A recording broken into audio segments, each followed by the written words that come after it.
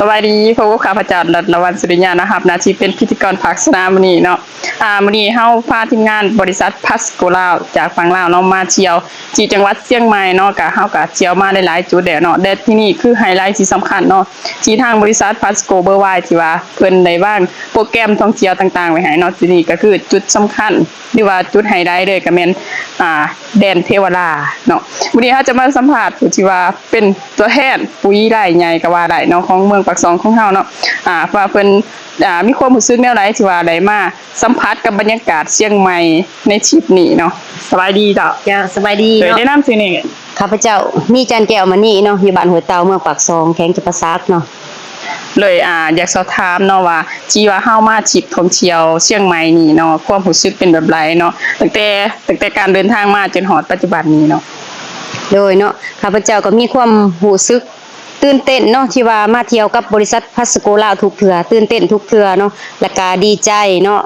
ที่ว่าคือมาทริปนี้มาเที่ยวเชียงใหม่เนาะข้าพเจ้าก็เพิ่นจัดเที่ยวแบบให้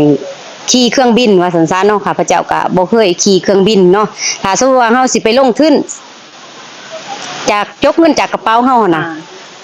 มาซื้อตั๋วเครื่องบินเนาะพากันมาเพราะว่ามีอะหยังค่ะมันก็คือสิยากแล้วก็จกเงินหลายเนาะเพราะว่าอันนี้การมาท่องเที่ยวของเฮาก็มีแต่ว่าเฮาซื้อโปรมาเที่ยวก็คือซื้อปุ๋ยเนาะค่ะพระเจ้าก็เป็นตัวแทนขายปุ๋ยของบริษัทเนาะแต่ว่าซื้อปุ๋ยแล้วก็ได้โปรมาเที่ยวเนาะปุ๋ยก็ได้เอาไปขายแล้วก็เอาไปใส่สวนให้กาแฟงามเนาะคือค่ะพระเจ้าเฮ็ดสวนกาแฟแล้วก็ได้โปรมาท่องเที่ยวฟรีน้ำเพิ่นเนาะบ่อนกินบ่อนอยู่บ่อนนอนไปทุกอย่างแม่นฟรีทุกอย่างกับบริษัทพัสโกลาวเนาะอยากสอบถามเนาะว่าจุดไฮไลท์สำคัญที่ว่าทางบริษัทเพิ่นจัดให้นี่บ่อนใดก็ที่ว่าประทับใจที่สุดเลยประทับใจที่สุดเนาะก็คือขี่ยนต์นั่นแหละ เพราะว่าบ่แม่นเป็นครั้งแรกที่ว่าขี่ยนต์เนาะแล้วก็จุดท่องเที่ยวที่เฮาไปทุกทีแม่นประทับใจที่สุดเนาะเพราะว่ามันเป็นบ่อนท่องเที่ยวที่ว่าสวยงามของจังหวัดเชียงใหม่หั่นน่ะเฮาก็ถ้าสมมุติว่าเฮาสิมาเองเฮาก็บ่ส่งสิได้มาฮอดเพราะว่ามันก็ใกล้หั่นนะเนาะแล้วก็ส่งเฮาสิใส่เงินหลายใส่ทุนหลายแต่ว่าอันนี้เพียงแต่เฮาซื้อปุ๋ยแล้วก็เฮาก็ได้โปรมาท่องเที่ยวนํเพิ่นฟรีทุกอย่างเนาะโดยกับมาเที่ยวกับบริษัทพัสโกนี้มีความคาดหวังหยังบ่ว่าบริษัทก็จะมีแบบใดเฮานะว่าคาดหวังว่ามันจะมีหยังเกิดขึ้นนั่นน่ะมีเซอร์ไพรส์หยังบ่เนาะคาดหวังก็สิมีเซอร์ไพรส์ก็แบบเซอร์ไพรส์การท่องเที่ยวเฮาทุกเดือนนี่เนาะเพิ่นสิเซอร์ไพรส์ตลอดเลยบ่แม่นสิเพิ่นสิมีเซอร์ไพรส์ให้เฮาทุกเดือนก็คือการเซอร์ไพรส์ที่ว่าเฮาไปท่องเที่ยวหลังจากเฮากลับมาเนาะแต่เที่ยวหม้องนั้นแหละเพิ่นก็สิเซอร์ไพรส์ให้เฮาว่ามีการท่องเที่ยวโปรตัวนั้นตัวนี้อีกเด้อแต่ว่าเพิ่นก็บ่ได้บอกเฮาว่าเฮาสิไปวันใดหั่นน่ะก็ตื่นเต้นทุกเทื่อเนาะบัดนี้สถานที่แล้วก็บ่อนอยู่บ่อนนอนแล้วก็อาหารการกินแบบประทับใจแบบว่าแนวไหนอาหารการกินเนาะบ่อยู่บ่นอนก็เว้าเรื่องอาหารการกินก็คือที่ว่าเพิ่นบอสทางประเทศไทยเนาะทาง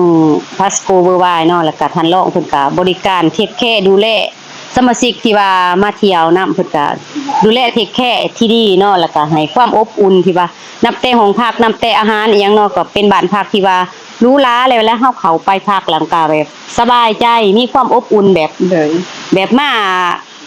โอ้ยมันตื่นตันมันเว้าบ่ถึงนะแบบว่ามีความสุขเลยสงท้ายนี้เนาะอยากให้ทางอาจารย์เนาะฝากผู้ใดที่ว่าเพิ่นอยากมาเที่ยวกับบริษัทพัสโกลาวของพวกเฮาอยากให้อาจารย์ฝากได้ก็2ทางการติดต่อนะจ๊ะเนาะถ้าหากว่าผู้ใดสนใจเนาะอยากมาเที่ยวกับสไตล์ของบริษัทพัสโกลาวเนาะก็บ่มีหยังยากเนาะมีแต่ว่าเฮาซื้อปุ๋ยมาและก็ได้โปรมาท่องเที่ยวเนาะซื้อปุ๋ยบ่ว่าเฮาสิเอาไปใส่สวนเฮาหรือว่าเฮาสิเอาไปขายเป็นตัวแทนจำหน่ายเนาะเฮาก็สามารถซื้อได้แล้วก็มีโปรโมชั่นท่องเที่ยวฟรีเนาะกินหรูอยู่แพงเนาะถ้าหากว่าท่านใดสนใจก็สามารถติดต่อเฟซนี่จันแก้วมานี่เลยเนาะหรือว่าเบอร์โทร02096777998เนาะขอขอบใจโดยเนาะนี่เนาะก็คือผู้ใดที่ว่าอยากมาท่องเที่ยวกับบริษัทพัสโกเนาะบ่ต้องคาดหวังหยังหลายเนาะเพราะว่าบริษัทเฮาจะมีเซอร์ไพรส์ให้ตลอดเนาะแล้วก็มีให้เที่ยวทุกเดือนเนาะกินหรูอยู่สบายสไตล์พัสโกลาวขอบใจจ้ะ